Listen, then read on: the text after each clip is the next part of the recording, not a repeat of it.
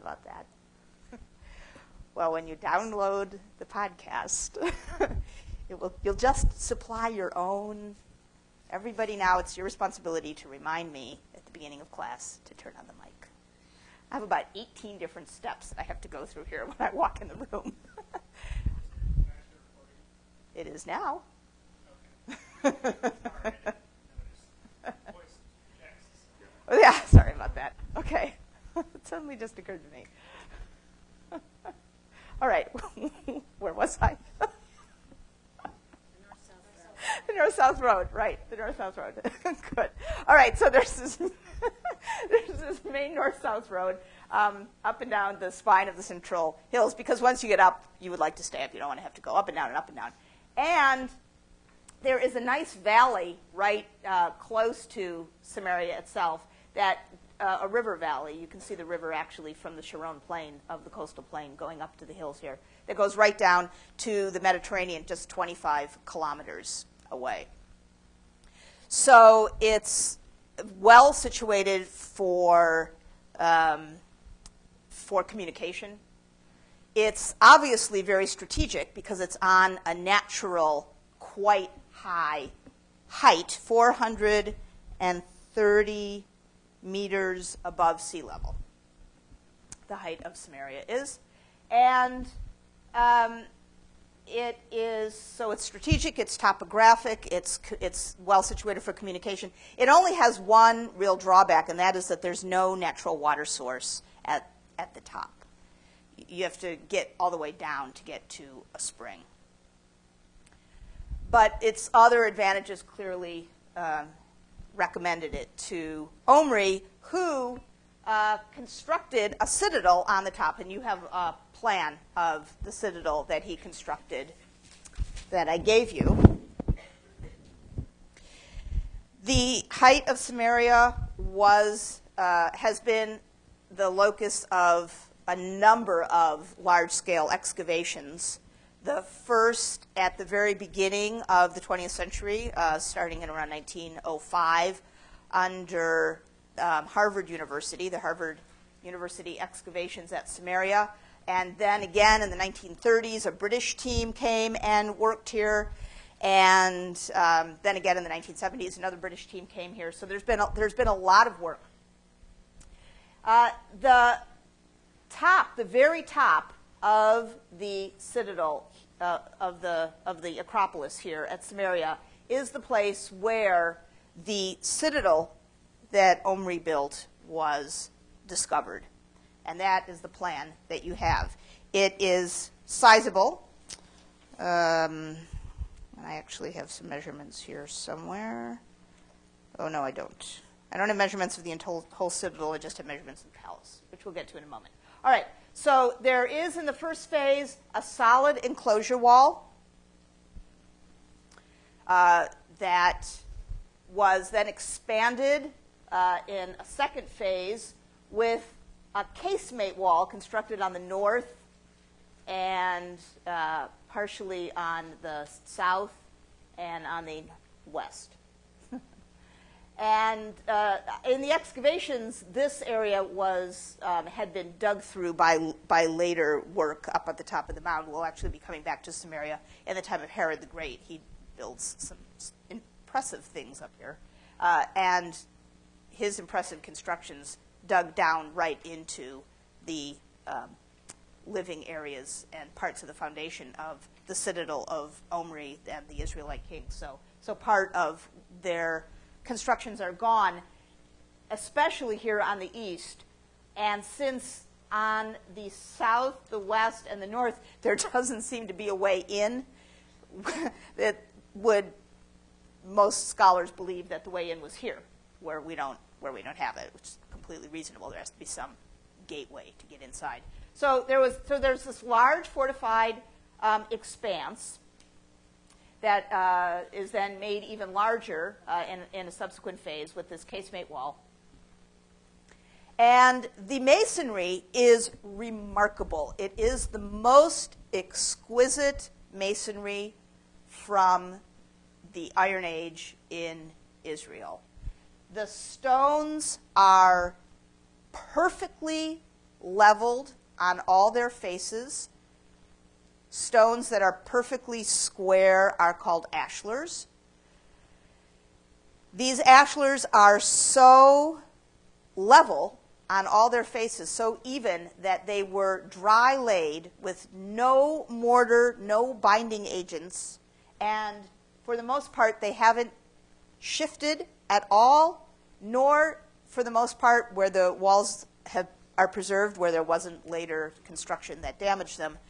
Is it possible in places to fit a skinny stick between them? And there are barely any cracks.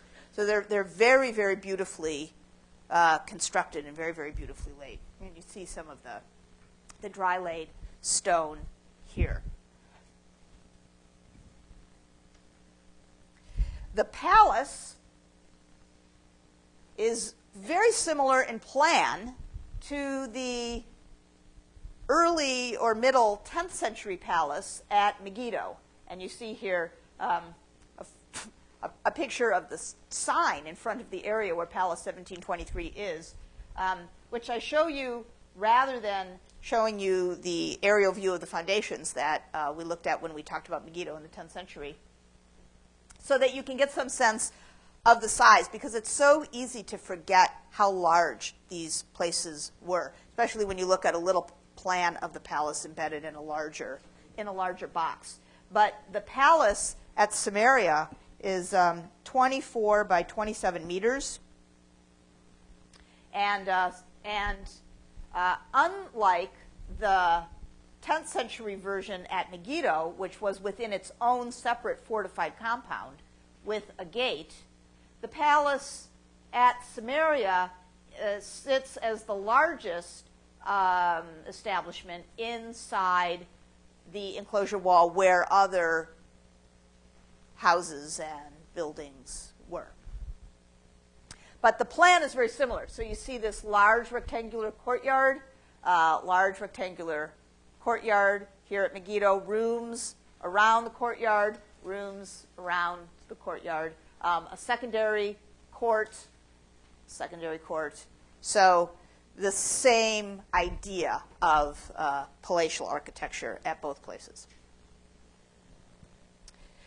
Probably the most spectacular of the discoveries of the Harvard expedition in 1910, in this series of structures on the outside of the first enclosure wall, but on the inside of the casemate wall, was a collection of, how many? 63 ostraca. An ostracon is actually a Greek word, which just means a sherd with something written on it. The sherds are broken pieces of pottery that are now no longer useful for anything because they're broken. So they're turned into scratch paper. They're turned into notepads. We saw an ostracon. We've seen a couple ostraca before. The abecedary from Isbit Sarta was an ostracon. That was a broken jar fragment that somebody used as a scratch tablet. These ostraca are a systematic collection. So you can imagine somebody bringing a whole bunch of broken pieces of pottery as ready-made scratch paper to whoever is working in this house in order to be able to document whatever they need to document. The ostraca are a collected group, that is to say, they all have to do with the same thing.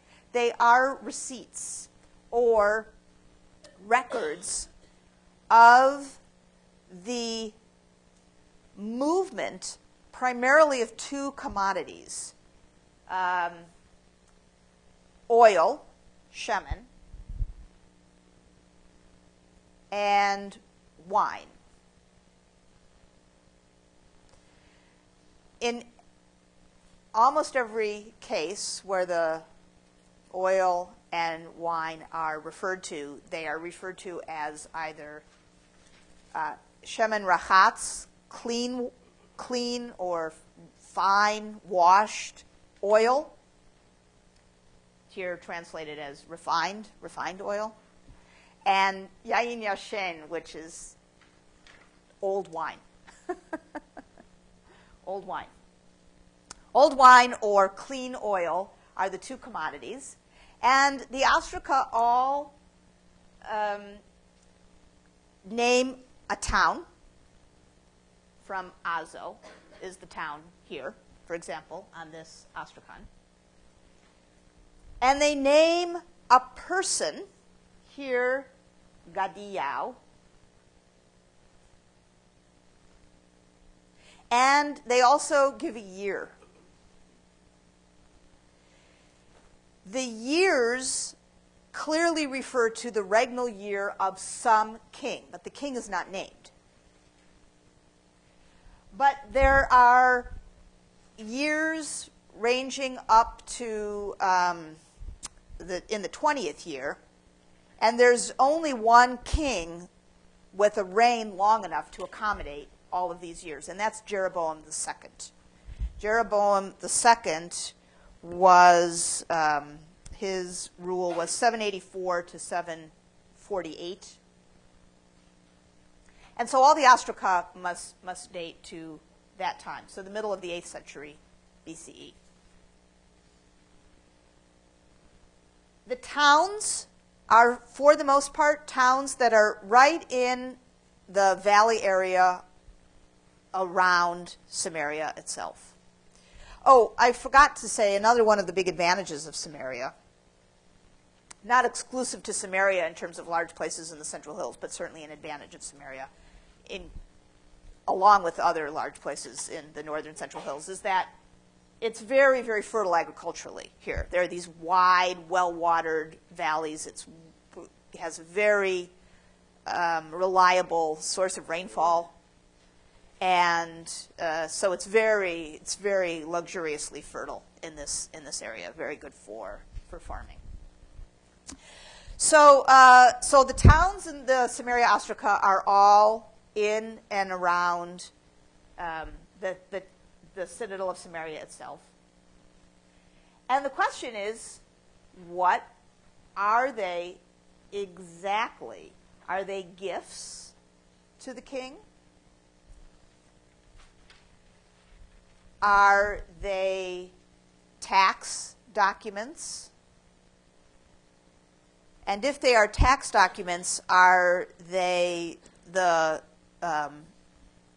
copies of receipts, or are they notations saying that somebody has brought new goods in so that they can be checked off the list? There's a lot of discussion about exactly what the prepositions refer to. So this is to Gadiyao, for example. Is he receiving this? Is Gadiyao an agent for the king? Is he the person who is sending the oil? Most scholars think that this has something to do with a taxation system. It would be taxation, what's called taxation in kind. Instead of collecting money, you collect goods.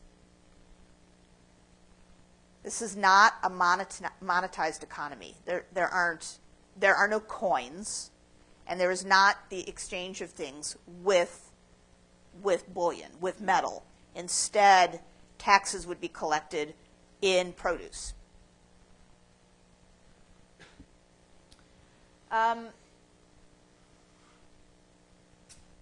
So this is interesting because it suggests that there are some people with agricultural estates large enough to be able to supply agricultural surplus for their tax collection for the king, which in turn suggests some beginnings of a class system.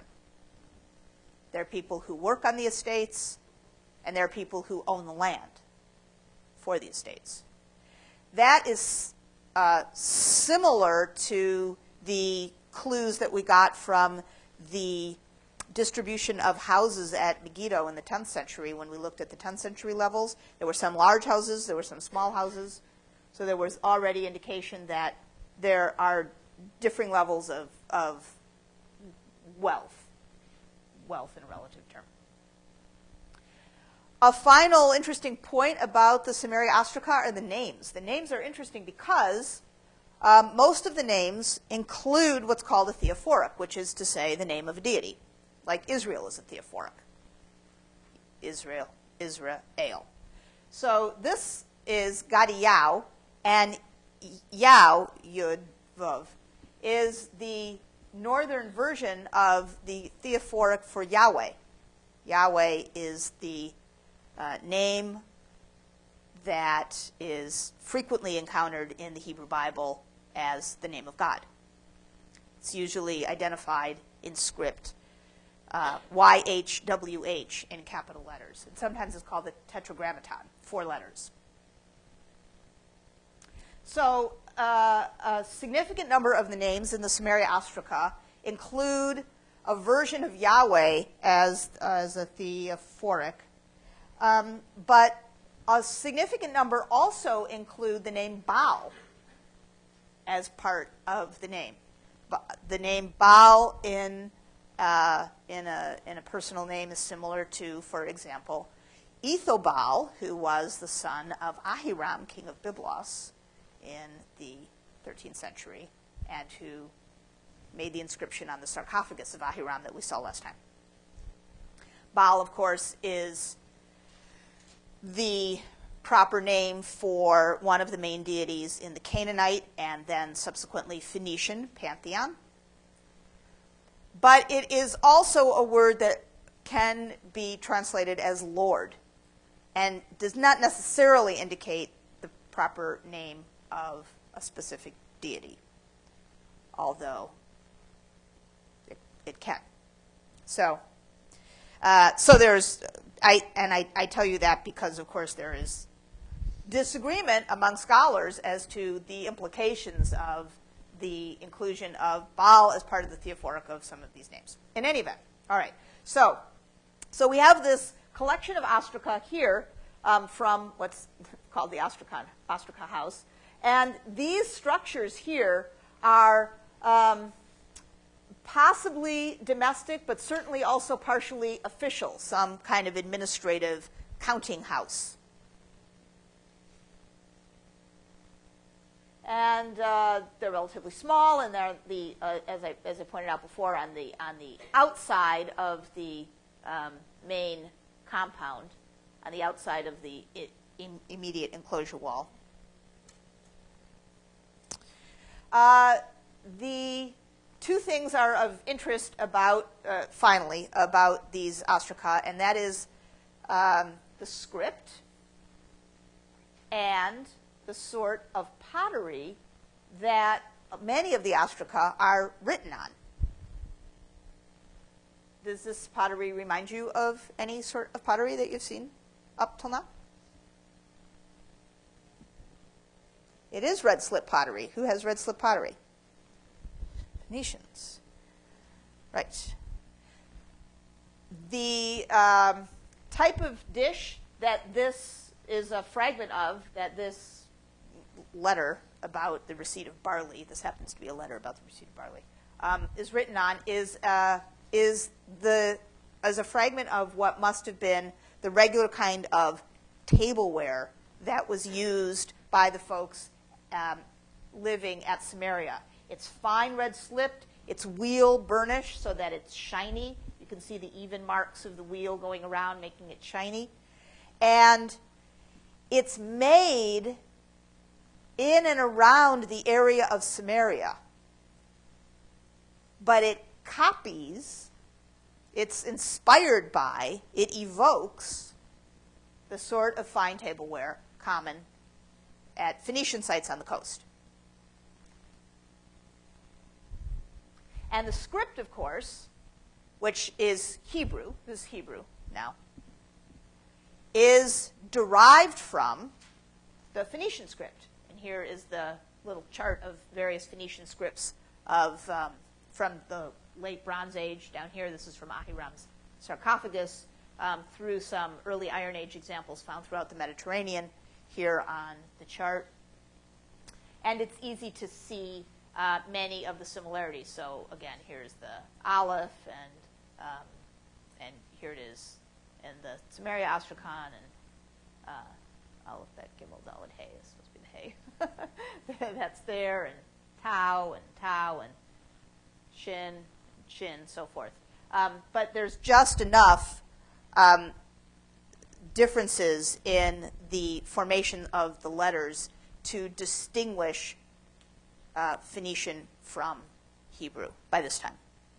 Yes? Were the scripts similar enough that, like, say, like, Phoenicians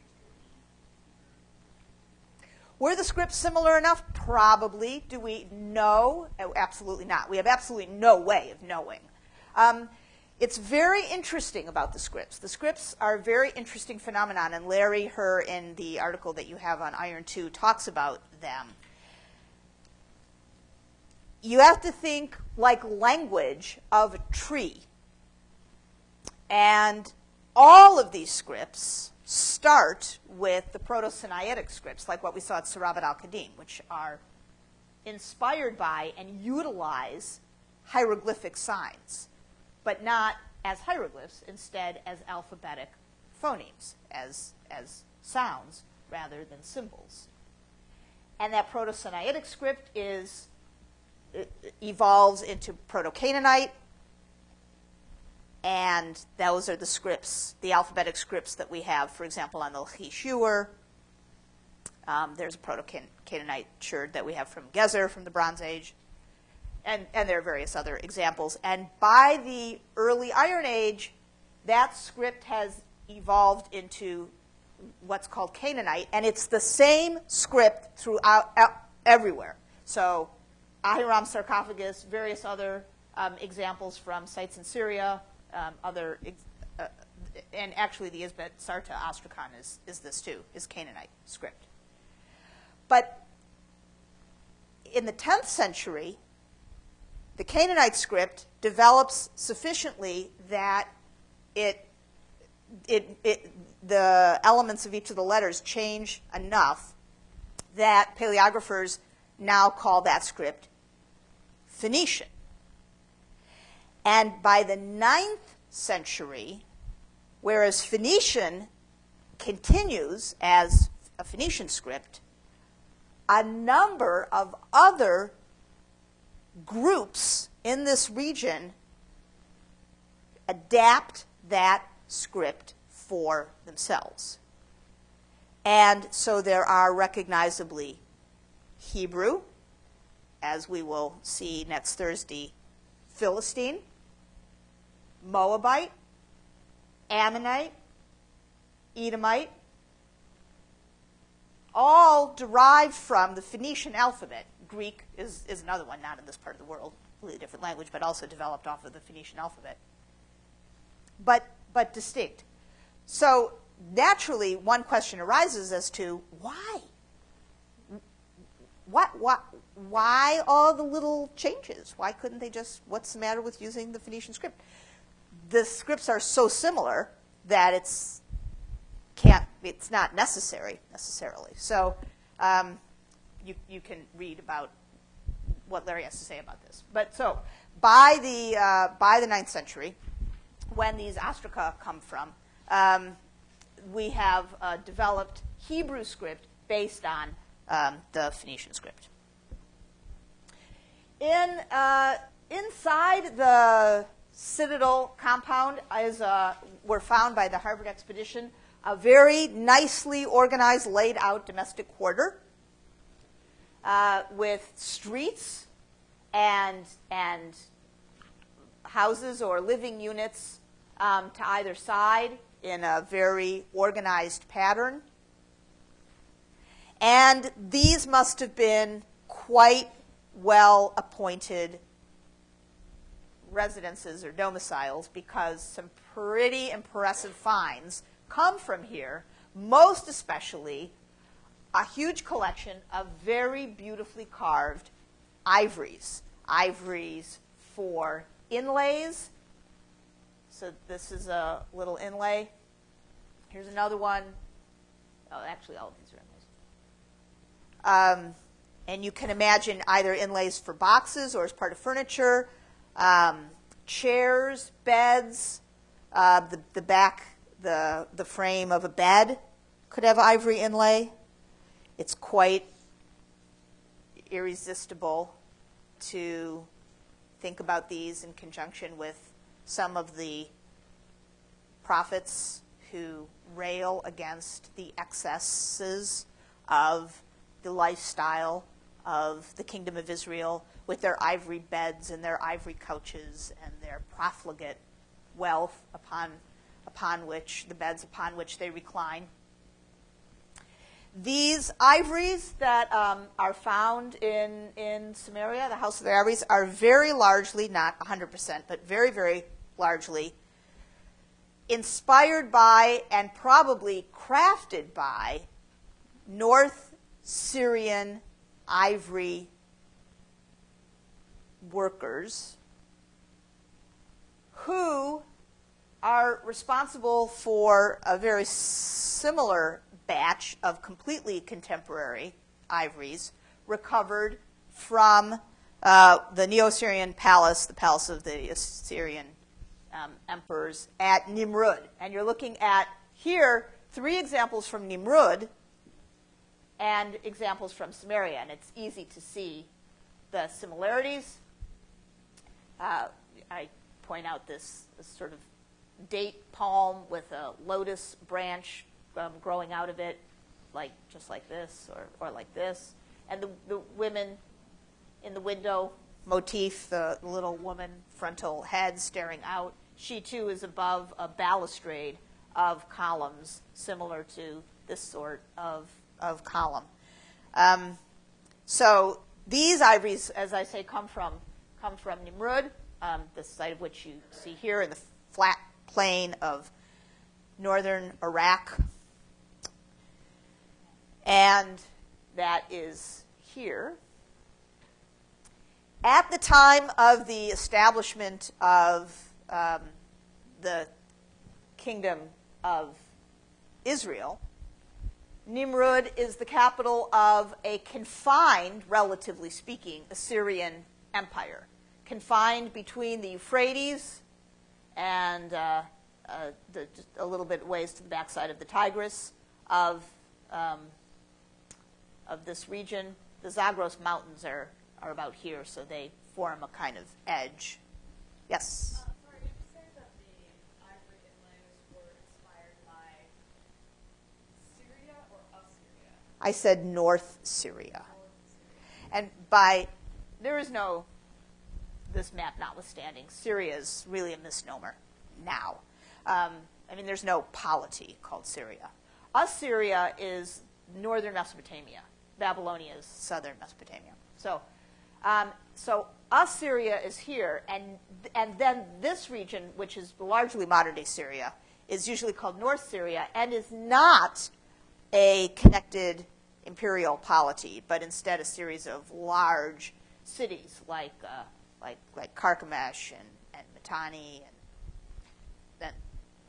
and so on, a lot of large cities here in this area. And then there's a smaller kingdom located in southern Syria around the city of Damascus. And that's the polity of the Arameans, against whom the Israelites in the 10th century fortified Hazor. So there's a certain amount going on up in this neck of the woods. But the big political power, the organized political power, the military power of the region at this time is Assyria. Here in the north, capital at Nimrud, and as is common with imperial sites, kings have access to the finest craftspeople and workers, and they and a lot of luxurious goods tend to be found in capital cities, including the batch of ivories that you just saw, which are so similar to the ivories at Samaria and reflect the reach, the political and social reach of the kings of Israel. What happens at some of the other cities in the kingdom of Israel in the 9th and the 8th centuries? So you recall that this is the area of Hazor inherited by Jeroboam, just this 2.5 hectares of the citadel. This area right here, you can see the gate in aerial view. That is the gate that must have been built in the 10th century. In the 9th century, the entire citadel is now enclosed within a wall. So we're up here at Hazor. You recall that the cult place at Dan, already now established, going through its series of phases there. So here at Hazor, the wall is expanded, and the evidence is very, very clear. Here is the 10th century casemate wall, and the 9th century solid wall abuts straight up to it. There's a clean line where it abuts. So the 9th century wall is built right up against it, and obviously post-dates it. At the far end of the citadel, a palace is constructed, and you see the foundations of the palace here. Unlike the masonry at Samaria, the palace at Hazor is largely made out of rubble, but the corners and the edges of all of the walls are finished off in ashlar blocks. So you see some of the corner blocks right there. And here is a reconstructed doorway from the palace. And at the top is a capital. And here is the face of the capital from Hazor. And it is a date palm, just like in the Samaria Ivories. So it's pretty nice, pretty fancy, and fortified, as you can see. The outside of it hooks up with the casemate wall. Inside, not that much was recovered from the inside, but there were some fragments of some fragments of ivories, including this ivory furniture inlay with a sphinx and some decorative additions on the bottom. Yeah. Do they know why they used the actual blocks for the walls for this? Because it seems like you want to have more than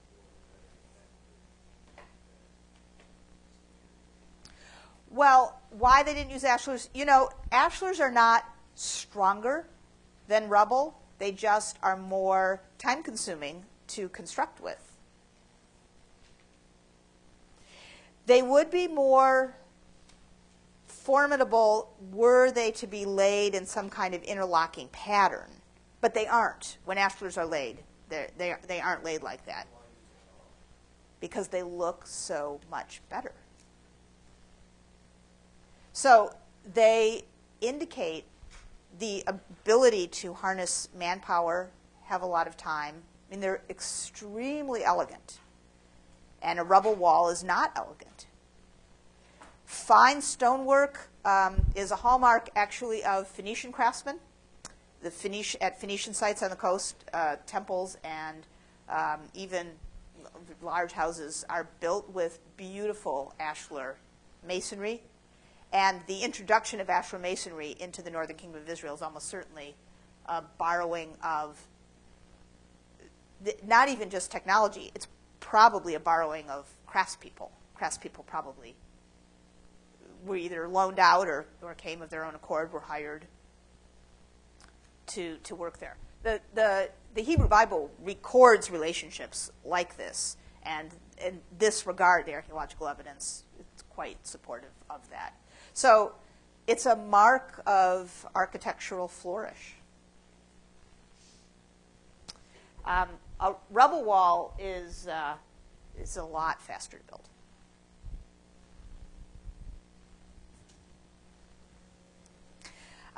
Inside the citadel area, of course, the gate and the casemate wall were still there. They weren't dismantled, the pieces that go across the middle of the citadel area.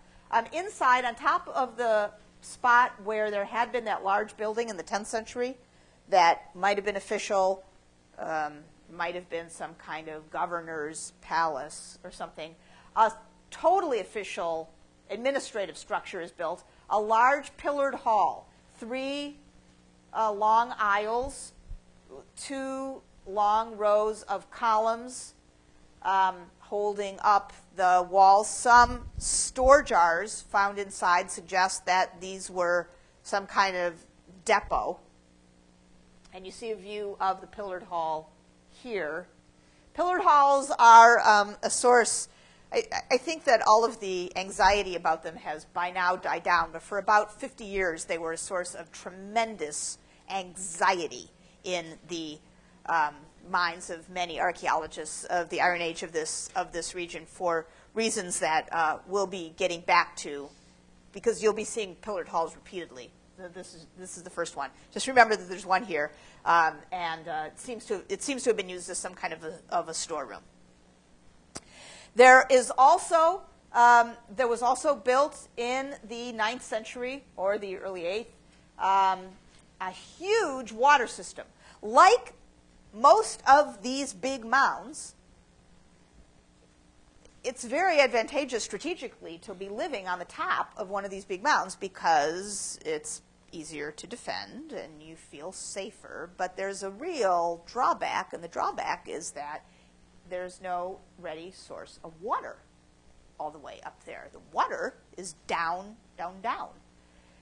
If you want access to the water, but you don't want to leave the security of the walls, what do you do? In this period, in the Iron Age, at sites both in Israel and in Judah, huge amounts of manpower, time, and labor went into excavating these enormous water systems for these fortified sites. So at Hazor, it's located here towards one edge of the mountain. You're looking here at an aerial view and some of the steps going down. It is 36 meters down to get to the water. The shaft is 20 meters deep, and there are 5 flights of stairs. So you see these guys standing just on one of them. 5 flights of stairs radiating down. Each flight is 3 meters wide. So these are huge and substantial constructions. And then when you get all the way down, there is a kind of ramped, stepped tunnel that's 25 meters long. And at the end of it, there's a natural spring. And by the time you get down to that natural spring, you are basically at the level of the plain below the site. But you're inside the citadel walls. Do they know the name of that spring? I don't know the name of it offhand, although it would be very easy for us to find. It's probably named after Ayala Shachar because that's the closest town, but I don't know the name of it. Why would they have built an expansion wall in the 9th century? It seems that all of the architectural stuff they were building in the 9th century is within the older wall section. That is a wonderful question that is also wonderfully easy to answer. None of this is excavated. This is the parking lot. If you go to visit Hazor right now, and the guard booth, Mohammed, is right here, and the road up is here. There's probably all sorts of stuff there.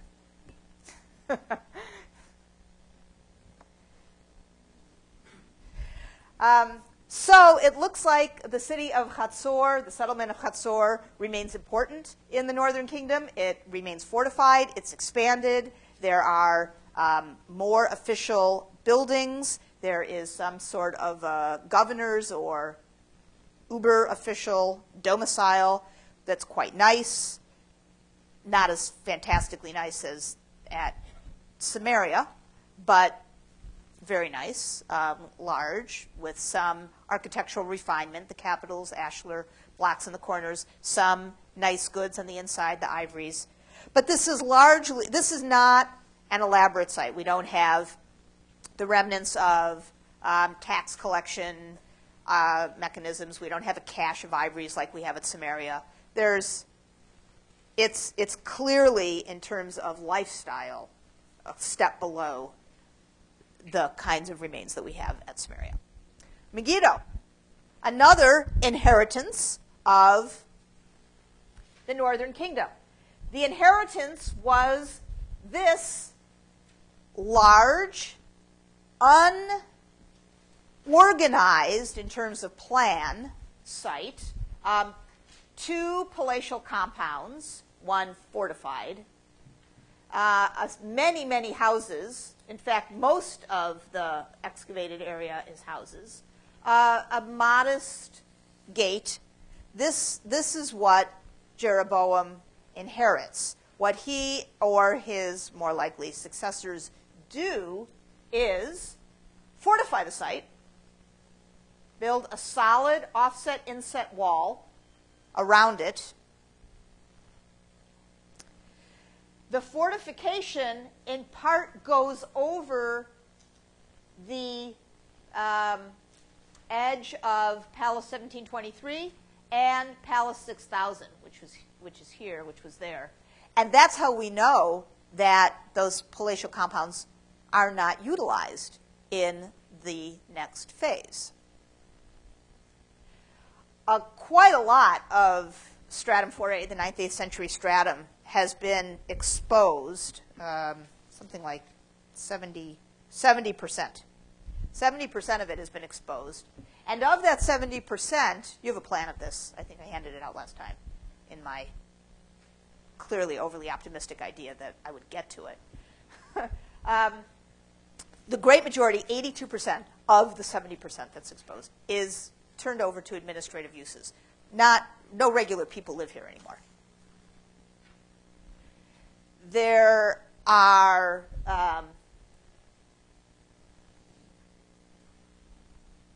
there is now the six-chambered gate, the gate that Yadin was sure had to be Solomonic because it conformed in plan and was very similar in size to the gates at Hazor and Gezer. This gate is associated with the solid wall, which puts the palaces out of use. So we have this monumental fortified gate. Found at Megiddo were a couple of these capitals, these date palm capitals. And you see one of them here, and a drawing of I think it's this one. And you can compare with the one from Hazor. There was also one found at Samaria. You see a drawing of that one here. And this one actually comes from a site outside Jerusalem, Ramat Rachel. So this was the standard type of architectural embellishment for a fancy building in the Iron Age. And it's of interest, of course, that more of them were found, more fragments have been found in the northern kingdom than in the southern. And this is the place where just because now we've seen enough of these, so Samaria, Megiddo, Hazor, you can see the reliance of this architectural form on the design of these North Syrian ivories. So this is from Nimrud, this is from Samaria, and the link is pretty clear. Okay. Much of the territory at Megiddo was turned over to these huge pillared halls. There are 17 units of pillared buildings here. You may see these on your plan. There's a whole set in the north, and there's a whole set in the south. This is some of the northern units. You see they are paved on the outside, the outside aisles. The inner aisle is dirt. In between the columns of the pillared halls at Megiddo, not all of them, but some of them, were found what looked like troughs.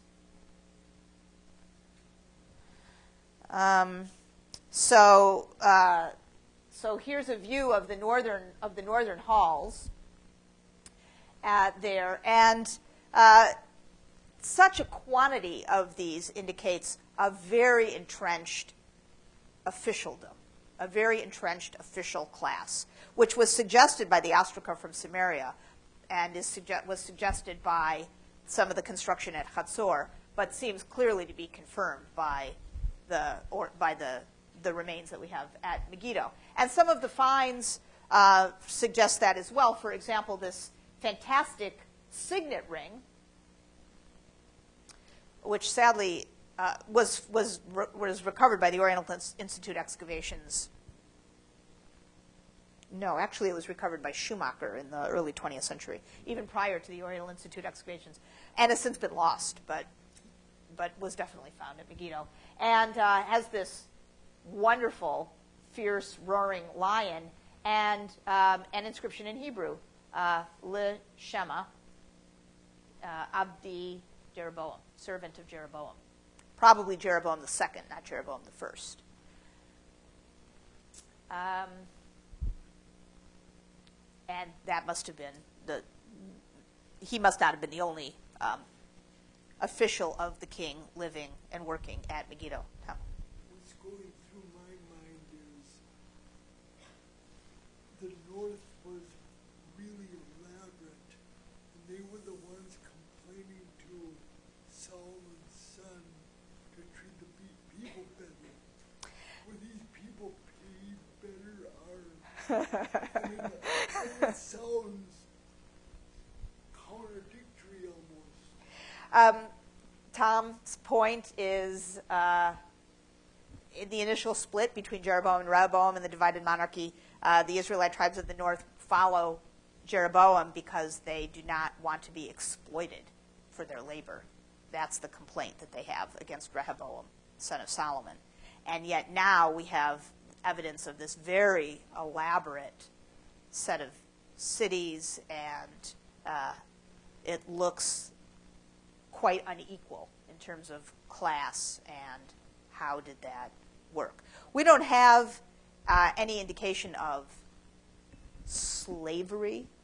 I mean, there are monumental constructions, and we don't have any sense of the relationship between the people who are in charge and how they get people to build. Are those people supported? Are all their needs supplied? Like, for example, the people who built the pyramids were. The people who built pyramids in Egypt in the 3rd millennium lived in worker-supported villages. They had all their food supplied. They had everything supplied. So the fact that you see monumental construction doesn't necessarily mean that you have some horrible inequality of labor and exploitation. It doesn't mean you don't. It just means you can't necessarily assume it. There are, in the lectures, we have only looked at the large cities and only a couple of the large cities. As you'll see when you do your reading, this is a very well-populated period. There are towns and settlements of all sizes throughout the northern kingdom, and people lived very nicely in these towns. Some of the towns are fortified. There are public buildings. They have fine goods. They have red polished dishes, just like the ones at Samaria, for their tableware. It's not this disproportionate. There are small hovel or hamlets and a few large cities. It's not like that. It's a very well integrated urban, rural settlement system, and that would be the evidence that you would have to look at to try to decide what the relationship was between the people who were the subjects and the people who were in charge. So it's a good question, not an easy question to answer. Okay, so the discovery in the early part of the 20th century of these huge pillared halls at Megiddo, very exciting. Why?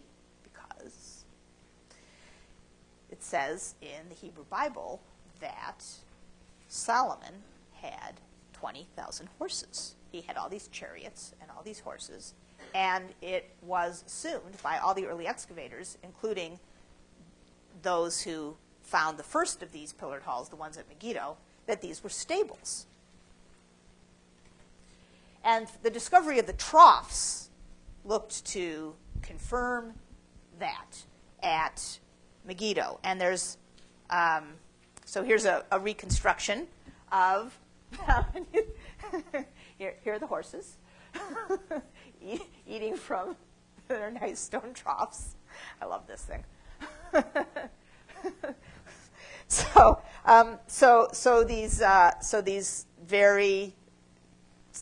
these multiple pillared halls have been imagined by archaeologists at Megiddo to be the housing for lots of horses. And further suggestion of that happens to be not having been drawn on Herzog's plan, but it actually belongs on this plan, is this absolutely enormous grain silo that's just near this set of stables here. And so it's right about there.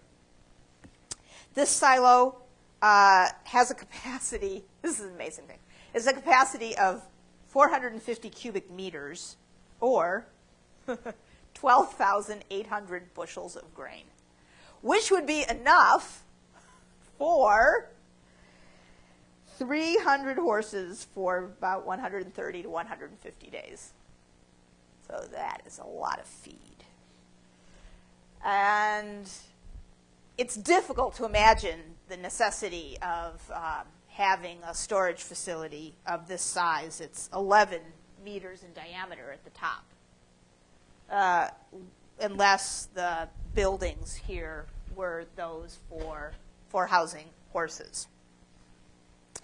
You just file that information away, because next week when we get to another one of these sorts of pillared buildings, we'll get to the end of the controversy and both sides in it. But certainly the pillared buildings at Megiddo look to have been stables, and the ones at Hazor do not look like they were stables. Instead, they look like they were some sort of storage unit. Okay. Like at Hazor, at Megiddo, there's an enormous water structure built, and you see it here up at the top end of the site. A vertical shaft hewn in the rock along a winding set of stairs. Here's the entry area. And then when you get down the set of stairs, a long, long tunnel, 50 meters long. And at the end of the tunnel, 36 meters down from the surface, the tunnel connects up with a spring. And you can, from the area of the spring, actually also exit the site. And this is the back entrance out of the site, sort of emergency way out. So if the site is overrun, you can go down the water system and run through the tunnel and get out. And if you go to visit Megiddo today, this is how you leave the site.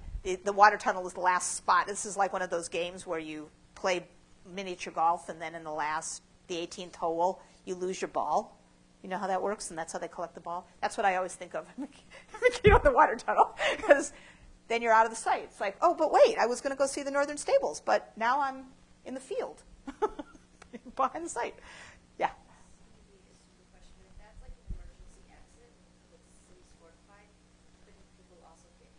Yes, but I think it was probably closed up, unless it. Yes, you could get in or you could get out, but I think if they knew they were under siege, they would shut it up.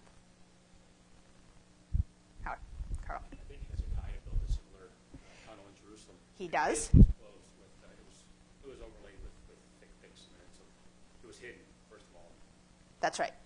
We're about to get to. We'll get to that next time. Yes.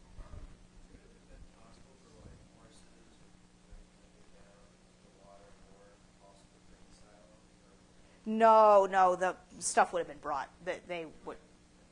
Yeah, absolutely. Okay, so the question is, what is the character of the northern kingdom of Israel? And now this is the moment where you get to spend a couple of minutes chatting up your neighbor and coming up with as many things as you can say about the character of the northern kingdom as possible.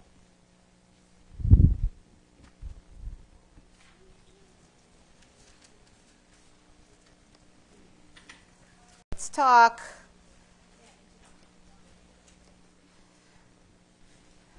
Okay, quick. We've got to wrap up the northern kingdom in the next 5 minutes. Tell me something. They didn't fortify all the sites because there are plenty of sites that we haven't seen. Water tunnels. So there's major engineering expertise. The ability to command a workforce and organize them for some very ambitious, very, very large construction projects. Something else.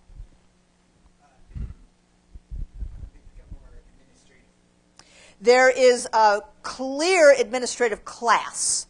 There are tax receipts. There are the seals of officials. There are administrative cities. Megiddo is obviously an administrative city.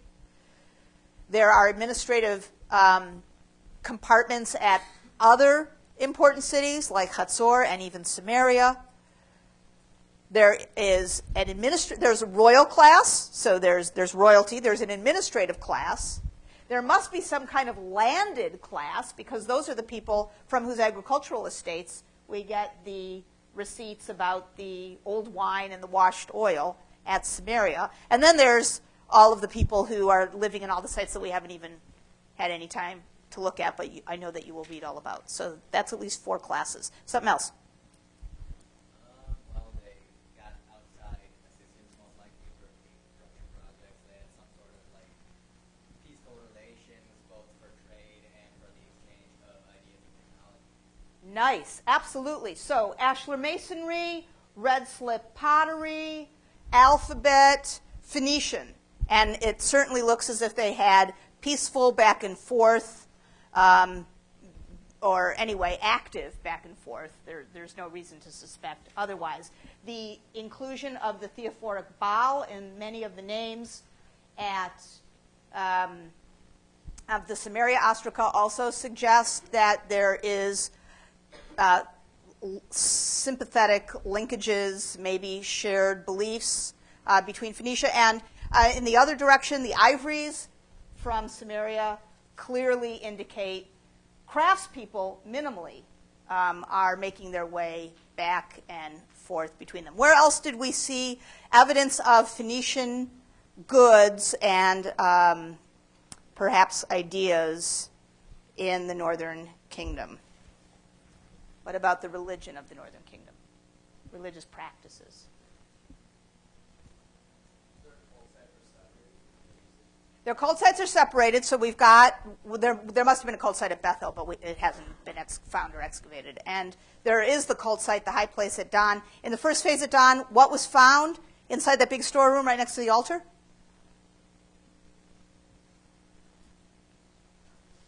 You might want to look at your notes. More details? Horned altars, what else? Incense burners, what else? The little stacked copper thing the bronze scepter had.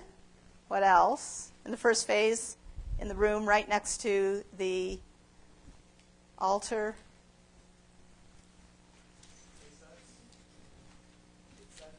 In the first phase at dawn, in the room right next to the altar. That's in the third phase, in the room on the side. Oh, we'll get to that in a second. They're gigantic pithoi and? Yeah, how much?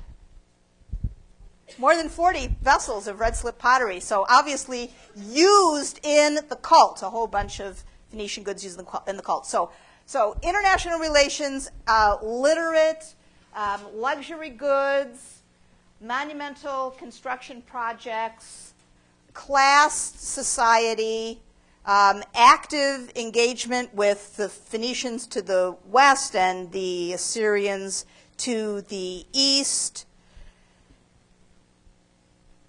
This is a world with many similarities to the world of Iron One Israel, but also some significant differences. When we start next time, be ready to tell me which is which.